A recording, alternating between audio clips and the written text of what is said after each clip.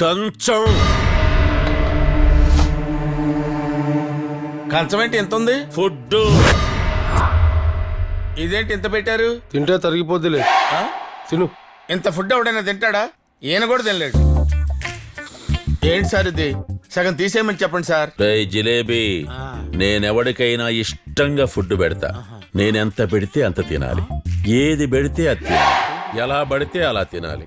లేకపోతే కంట్రోల్ తప్పిపోతా, చంపేస్తా. ఓహో, ఇదేదో మద్ర స్కెచ్ లా ఉంది. అందరూ కొట్టి చంపుతారు, వీడు పిట్టి చంపేసేలా ఉన్నాడేంటి? తిను. తింటా.